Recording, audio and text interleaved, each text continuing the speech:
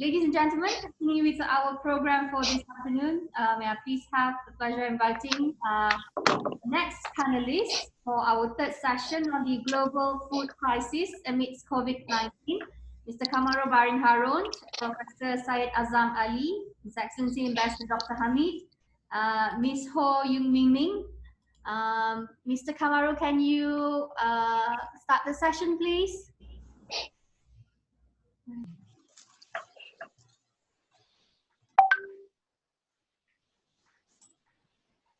Hi.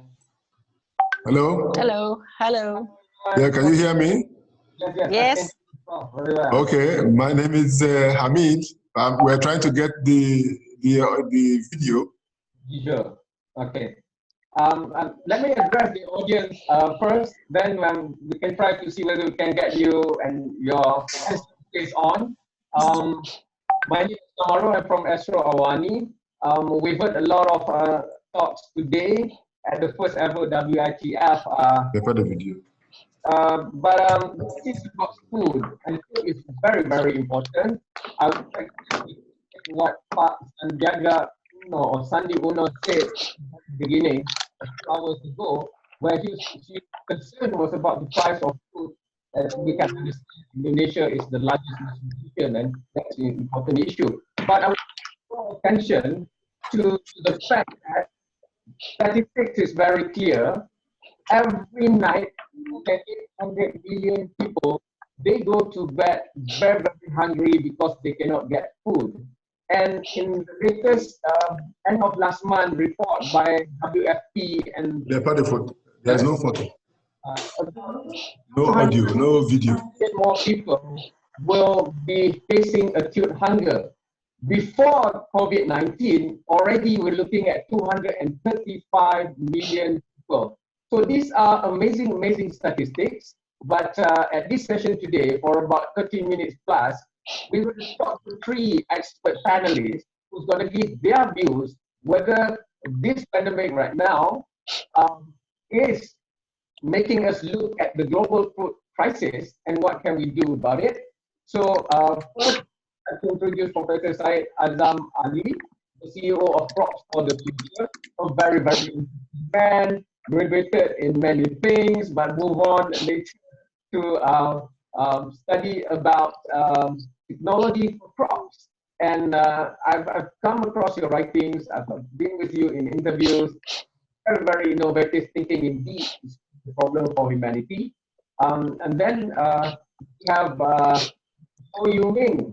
Ms. Ho Yu Ming is a very professionally certified accounts, but she has gone from this looking at accountancy and audit to managing the business of food, and a lot of great restaurants from KL that are very famous. She was on hand to manage them, but now we are proud that the famous Cordon Bleu 1895 started is finally now in Malaysia a few years ago, and she played a big part, the general manager of Cordon Bleu Malaysia.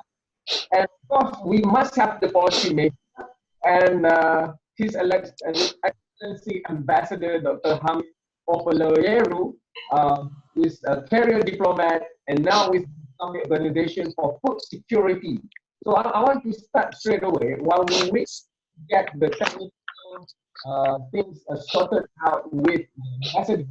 Maybe Prof. Syed can give us a brief update with the pandemic, because hunger and acute hunger has always been an issue in the world. It's not about the world not producing enough food, but sometimes it's a lot more about accessibility, food security in terms of communities and group of people having access to safe and secure food. So where are we in that matter? And please link it to the things that you're doing at Crop of the Future. Yes. Okay, is it? Thank you, Cameron. The line is a bit fuzzy from you, but let me try and set up the scene, particularly focus on the business of this meeting. We know, of course, it's a global crisis, and we can't argue about who, why it's affecting different people. But if we just look at the Muslim world, We can call it, if you like, the straw that broke the camel's back. We knew that our existing business model and our economic system was not fit for purpose, but we carried on. What we're now seeing, of course, is, if you like, it's our last chance to make peace with the planet. It's our last chance to sit down and say, how do we do it differently? And there's a great rush to get back to the shops and go, you know, back to the restaurants and things. We've heard very much about people feeling, you know, stuck in their houses. They want to get out again. But they shouldn't lose the big picture of what they need to think about as a future model, because the current model is not going to work. And I take the Muslim world particularly because I think there's 57 member states of the OIC. Every single one of them is on the front line of climate change, just by its geography. You know, Iceland is not a Muslim country. So all countries in the Muslim world are going to experience, and we can argue about the numbers, but it's not going to meet the Paris Agreement of 1.5. It's closer to 3.8. So if I ask anybody sitting in their homes or offices now, do you want to live in a country in the Muslim world that's 3.8 degrees hotter? And of course, you might be able to turn the air conditioning on, but the plants outside can't, the animals outside can't. We have to completely rethink how we actually feed ourselves. Coming to feeding ourselves, and I think you touched on the point about malnutrition, people going hungry. We're searching for a vaccine for COVID, but we already have a vaccine for malnutrition. It's called food. And if we actually start from nutrition and malnutrition, it isn't just shortage of food, it's too much food, it's obesity, it's stunting, it's you know, malnutrition in every sense of the word in terms of micronutrient deficiencies, what we call hidden hunger. All those four are the biggest likely indicators, other than age, for COVID-19. 80%, I'm taking the US as an example, of course not a very good one, but 80% of conditions that make people vulnerable to COVID are actually food and nutrition related. You know, diabetes, hypertension, all the things we talk about in terms of obesity are actually prerequisites, if you like, or preconditions for this disaster that we're now facing. So we have to go back to health, and we have to go back to nourishment, and we have to get away from this addiction we have to calories. And I know with someone from the Cordon Bleu in the team, we have to look at food as cuisine and culture and celebration and all the things that we have forgotten. We now just think of food as something we fill ourselves with. We actually have to come back to the principles of food and nutrition and some of the forgotten foods, particularly in the Muslim world, that we have replaced with the fast food diets that we've now imported and become addicted to. If I just make one last point, which is we can't feed ourselves. The Muslim world can't feed itself. I can't think of one country in the Muslim world that is actually food sufficient, which means we're bringing food from somewhere else to feed ourselves. And those supply chains are vulnerable, the costs are going to go up, and we are more and more vulnerable if we don't look at agriculture as a priority for everything else, because nutrition has to come from land, land has to provide food, and everything we're now talking about is about improving the health and the immune system of people, because that is actually our best defense against COVID. Okay, cool. This is a new normal. It's unprecedented. So I'm not going to follow what Zikri started and the previous moderator. We're not going to go one by one presenting 5 minutes since Prof has opened the door like that. So you can still put in your point. But I'm going to make it more interactive in the sense that if I can get Ming to the point that Prof was saying, not just about availability of food, but the quality of nutrition. Our lifestyle, our diet was already suspect at best before pandemic. And now, but Prof was looking from getting new type of crops, and stuff like that, what he does. But for you, you are at the other end, at the consumer end of the spectrum. So how do you see your industry, the real life pandemic situation? People can't dine, people can't go to have their favorite food. But at the same time, if this is a reset, how do we use this reset to influence cultural norms and also culinary norms? And over to you. Thank you, Cam. Very, very vital what Prof Said have said. What we can do, we go back to artisan. All right. What is happening now is that we are being presented with food that is like all taken shortcuts. What is nutritious? What is good? It's back to basics. Remember how our grandmas have been cooking for us. All right. So that's where we need to take basic ingredients, handle it properly, and make it good to be nutritious to us. Plain vegetables. All right. For example, if you learn the technique of preservation, for example, like kimchi, sauerkraut, well, it's being taught in the school how to make it. This is very good probiotic.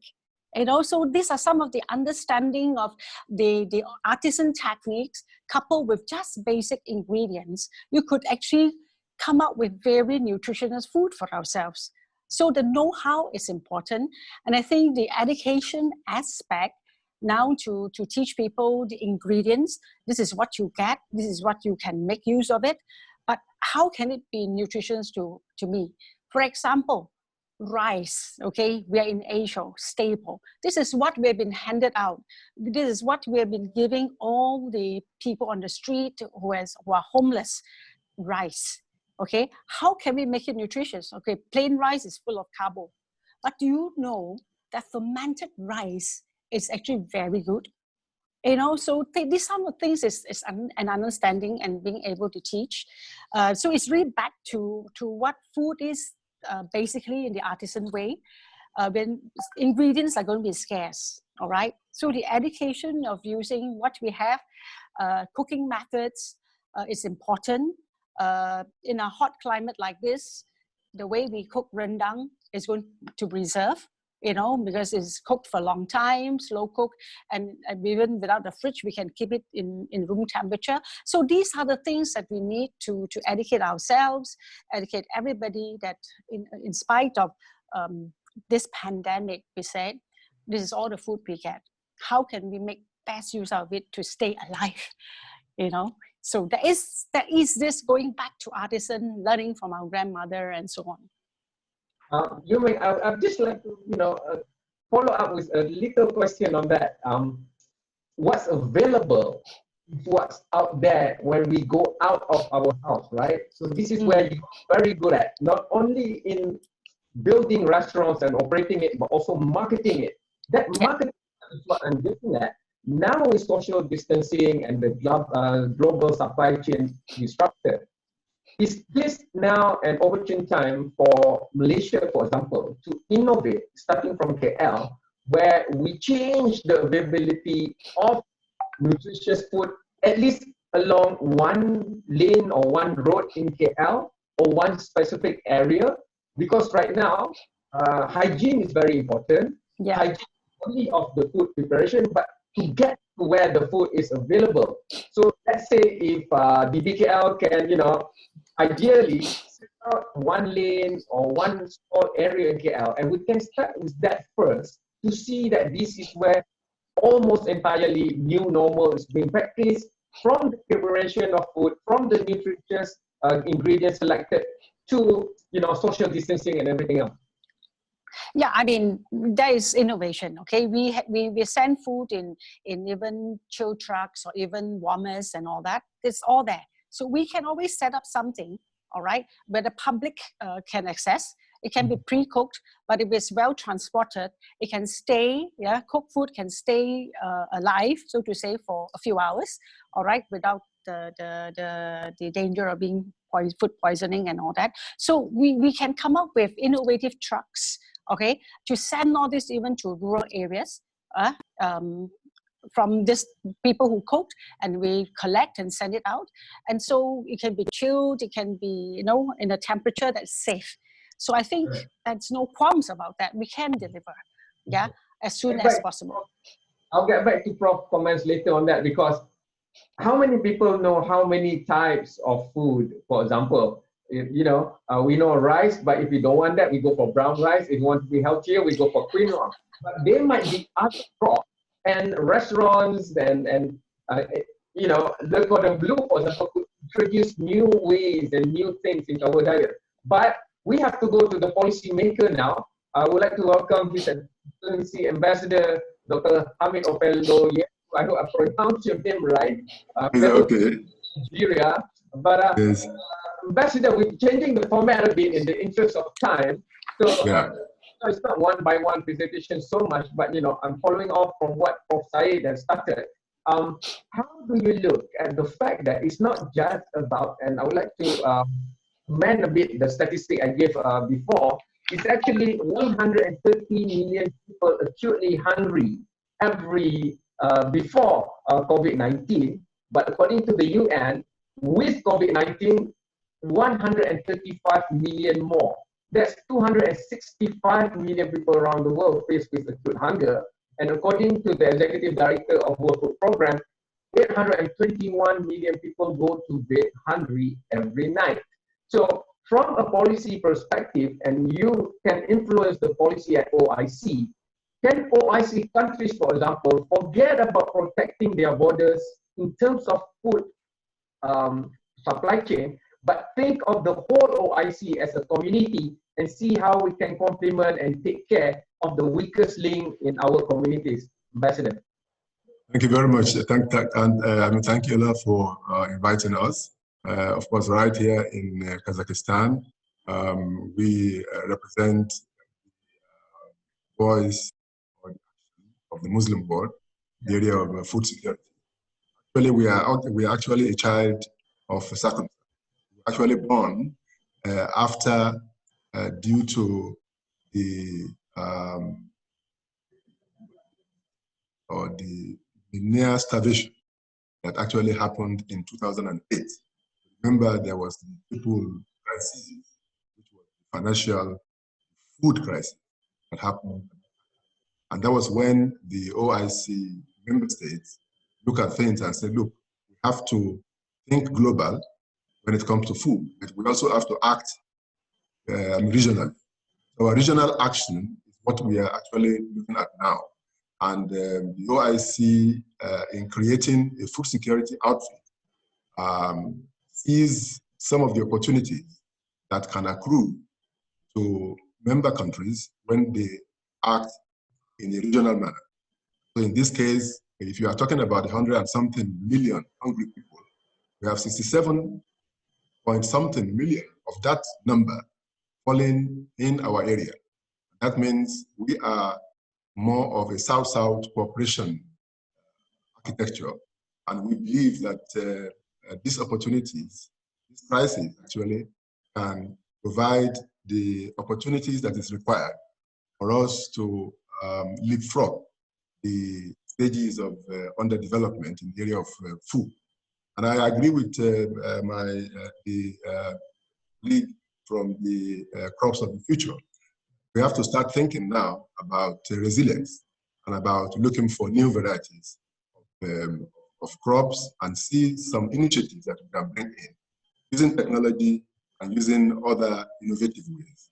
So the OIC, in creating this organization, thinks that we have to scale up all and put all the thinking caps, ensure that we bring in all our capacity in the area. And of course, we are talking about appropriate technology, we are talking about bringing in some of the values, and we are talking about all the systems that we are thinking about. So we are thinking really, we are going in a very innovative manner to see that we scale up food production, not only the production itself, but also the nutrition security. And not only that, also to ensure that we reduce the number of stunted growth, number of undernourished people, which actually are very considerable in our region. Sorry, if I can go to you, taking from what Ambassador said, I would like to map it to the realities of the region, for example. In OIC, the billions of barrels of oil being produced bring in billions, if not trillions of US dollars. But investment into food production, for example, we haven't seen that kind of solidarity. When there was a blockade against Qatar, for example, more than 90% of Qatar's food production needed to be imported. But in just over 2 years, or a little bit over 2 years, Qatar has almost negate that threat of food security, 100% being able to depend on themselves with certain adjustment, but also exporting it out. So it's not for the lack of technology, maybe a lack of political will and strategic thinking, coupled to, but even if Qatar had solved that problem, I'm not sure whether they are really looking at diversifying the crops or doing it in a new way that is what you are talking about. So how do we ensure political will, Prof. Syed? I wish I could answer that, but let me try. Let me set out what is the opportunity. Here we are in the Muslim world with right here in the humid tropics, we're the second richest source of biodiversity on the planet after the Amazon. So that's a resource, 7,000 crops, many from this tropical region. We've got the tallest and highest mountains in the world in Pakistan. We've got the deserts, we've got Kazakhstan. We've heard about the opportunity, but the diversity of land and ecological resources we've got, on top of which we have plants and of course marine biodiversity, that is a treasure trove. And if we don't use that, we must really ask very serious questions why we can't feed ourselves. Qatar, of course, is a great example. Necessity drove agriculture, because I was there when it was 99% imported food because it was cheaper. When it can't be cheaper because you can't get it, you grow it. Here's our opportunity. The second point I would make is our natural resources. You mentioned fossil fuel. What about solar? What about geothermal? What about renewables that we haven't even tapped into? But the land bank we've got for these sorts of renewable energy sources with innovation, incredible. And the third point I would make is our demographic against most other communities, Muslim world is young. And we've got a young population that is eager for change. And here's an opportunity to make agriculture the most attractive industry for the next generation. Agri-tech, startups, all the things we talked about earlier on, digitalization. These are innovations that can drive interest in agriculture, because our farmers are getting older and there is very little to attract the next generation to agriculture. And that's why we're at that critical stage now that we really have to rethink how we feed ourselves and how we actually build systems that are going to be resilient for the next generation. Prof. Syed, you actually have already answered the political will question without saying it. From what I gather from what you have said, is actually listening to the facts and the science of things, looking at what's around us, looking at what's needed. But just like the pandemic, it's not that easy to follow the facts and science, even for the most powerful nation on earth. So I'm just going to tease you a bit before I go to you, Ming, here.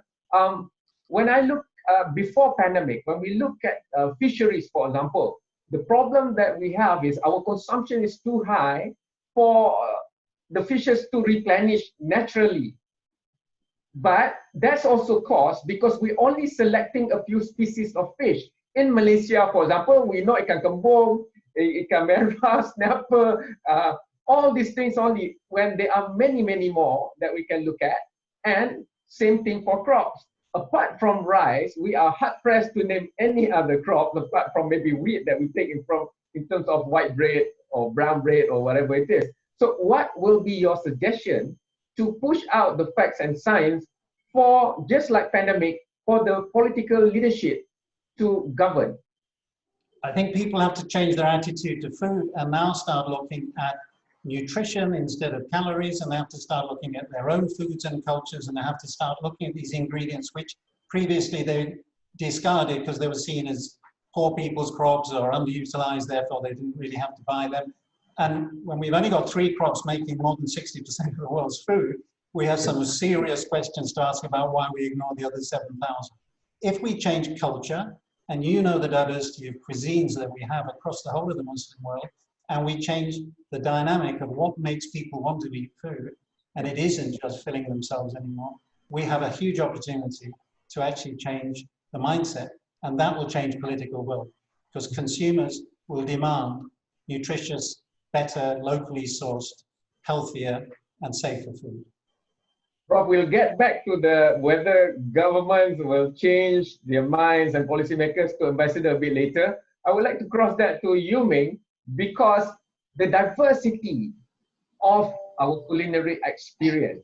Right now, maybe we're just mainly following what has been given to us from the previous generation. But with climate change and now pandemic, you have brilliantly marketed a lot of great culinary choices for consumers around. So taking what Professor Syed said, looking at the other 7,000 species or availability of raw materials in that sense, don't you think it's more of, rather than seeing it as a top to bottom push down, it's actually an opportunity to innovate the dishes or the culinary choices and items? Yes, absolutely. No denying of that. I mean, like you say, the poor man's food have now becomes the rich man's diet, okay? Even like morels and all that, people can pick in the gardens before and just eat it, even spinach. Yeah, like kangkong, it's all very upgraded now version. So with the techniques and all that, yes, we can definitely upgrade the food into different style using different ingredients as well. But I think it's back to the community. Okay, I want to change a little bit to what we say is community helps community. All right, and I've been exposed to a person who changes the community to work on their own farm. The whole family of it, all right? And they do it on a social enterprising basis, yeah, not free for all. So for us in the urban jungle, okay, we may live in condominiums and houses and so on. We, in our own gated community, we can actually grow enough vegetables for ourselves, even more for other people.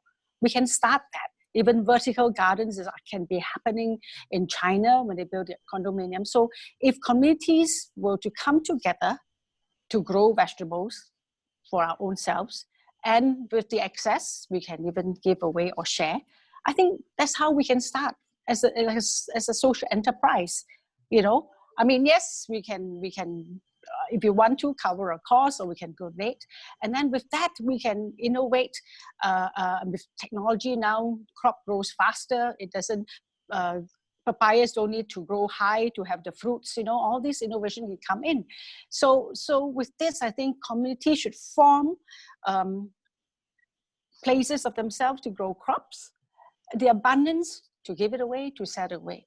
If everybody starts doing that, I think Philippines has been helping the poor communities like this to give wages to the children and the father's mother to farm the field, all right, and then sell the crops.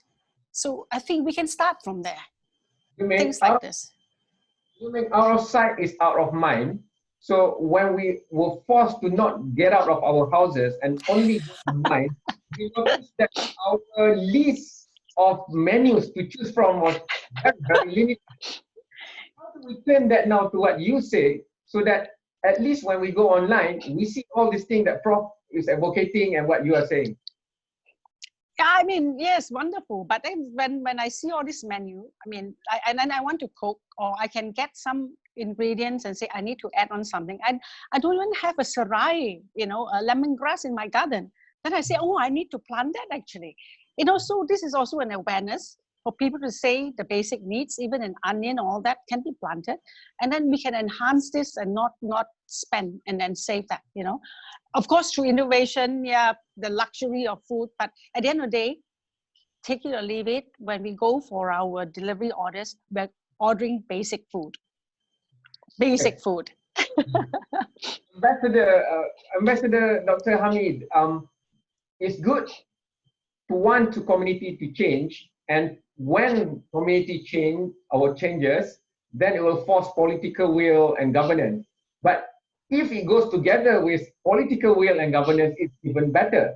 So do you see, at least within the OIC communities, that we can work together, not looking at only our own community, but solving this problem as an ummah? For example, Indonesia, the biggest Muslim nation, but they have issues because inequality across their geographic region and socio-economic status. At the same time, there's a lot of fund and capital in the West Asia or Middle East. And how do you think your organization can play a role to bridge this inequality at least?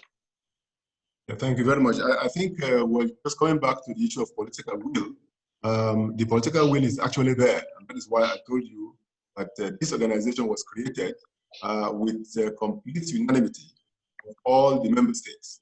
And despite whatever political differences, you will see that the performance of the OIC countries is based actually on the antecedents. If you look at the opportunities, for example, we are talking of a whole region that represents 1.6 billion humanity, about 25% of humanity, and then producing a GDP of something less than 10%. We believe that we have to scale up. And then number two, we look at the fact that OIC countries, they have complementarities. I mean, they have countries that are fuel exporting countries, middle income countries. We also have, of course, a good number, a fair share of least developed countries. And these least developed countries also, they are land rich, call them land rich countries. There are resource poor and land rich countries, and there are resource rich and land poor.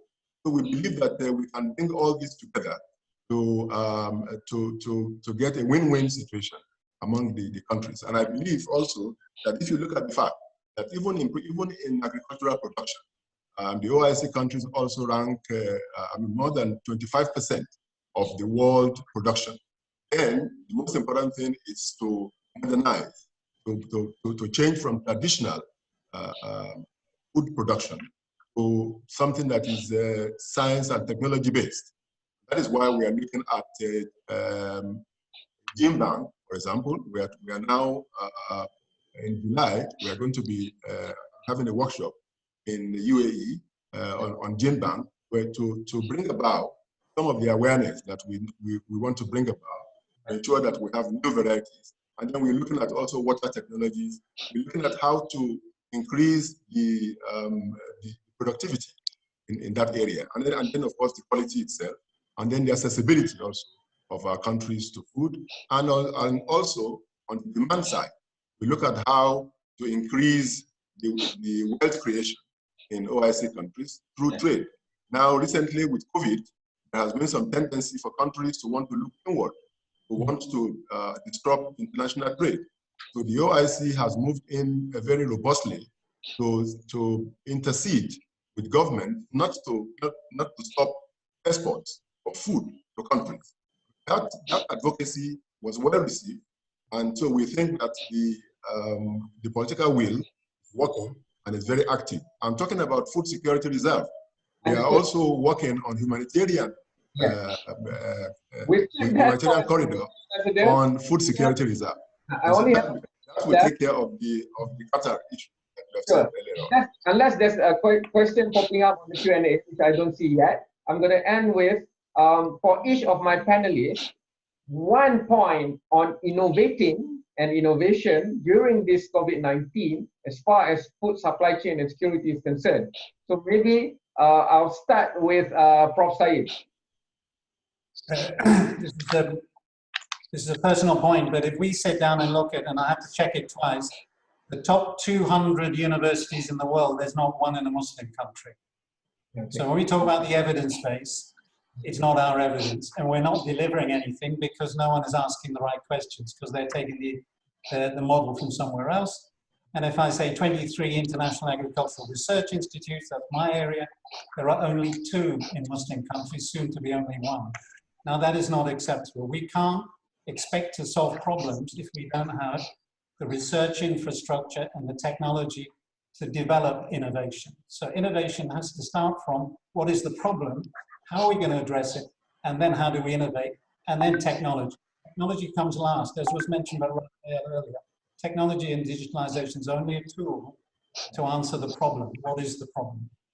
If I was in OIC, I would have said ouch to your point, Prof, but well taken. So we go to you Ming now. One thing, if you could, innovation-wise.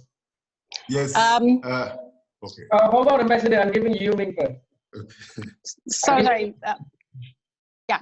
Okay. For me, it's really the innovation of making the basic food to be nutritious, and also the community to be participating. Because otherwise, food security is gone if you don't participate. It is not just for a few, but it's for everybody. Everybody must come in. Correct. Yes. Ambassador, only 30 seconds, one innovation. We heard what Professor said, there's no R&D much, top 200 universities not in our community. So what do you think? Thank you very much. I think what we are doing really is to mobilize all our research centers centers of excellence. We are creating strategic commodities, which are rice, wheat, and cassava in the to start with. And we are mobilizing all the centers of excellence to ensure that we come up with innovative ways of doing things in a more scientific and innovative manner. That is actually our, Thank you and so all much. our actions are actually geared towards that. Okay, point taken. I will not sum up because those 3 key points of innovation that you all have given, I think sums it up very, very well. Thank you so much, Professor Syed, always giving us the alternative to the current main. Thank you so much, you Ming. I must go. Thank you, Cam. Thank you very much. Thank you, everybody. Thank you.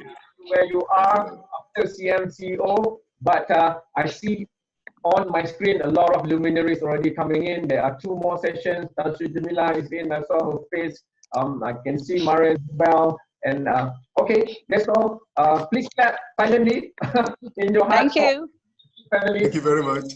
We will beat COVID-19 with solidarity like this. Thank you. Thank you very much. Okay. Thank you, Sheikh Kamarul, Bahrain, and the panelists for a very interesting session.